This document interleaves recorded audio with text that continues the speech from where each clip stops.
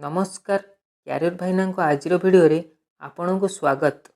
जदि आपण दशम श्रेणी पर सरकारी चाकरी संधान करुछंती तेबे एही भिडियोटी आपण मानक पई सबुठु उपयुक्त। तेबे आसंतु जानिबा दशम श्रेणी पर सेही 5टी श्रेष्ठ चाकरी कौन कौन अछि।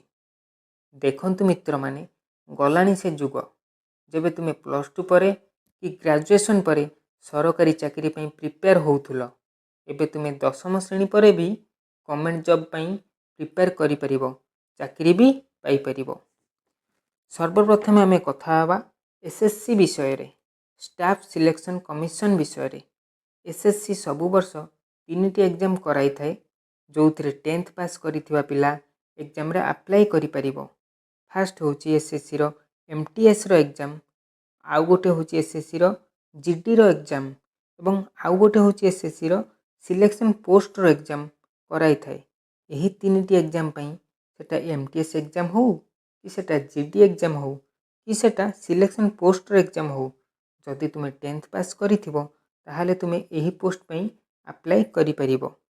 सेकेंड रे आमे कथा हवा इंडियन रेलवे विषय रे।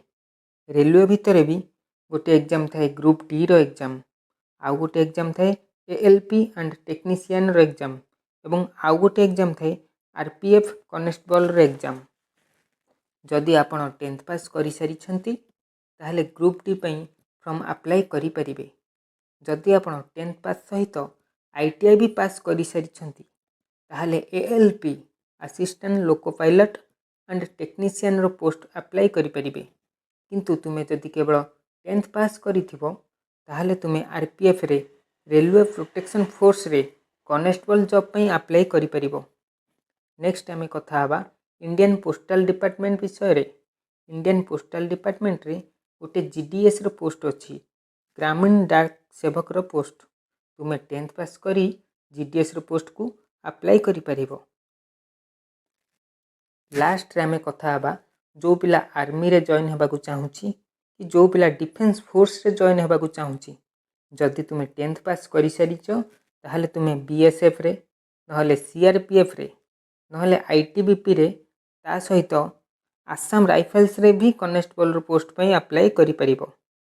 जदि आपण 10th पास करि सारिछो ताहाले को एग्जाम देबाकू चाहूचो ओ को एग्जाम पई प्रिपेयर करूछो कमेंट बॉक्स रे निश्चिंत जणातु। भिडियोटी भलो लागिले लाइक गोटे करंतु, आम सह जोड़ी हेबा पई आम चैनल को सब्सक्राइब करि दियंतु और जानंतु बाकी आउ सब गवर्नमेंट एग्जाम विषय रे।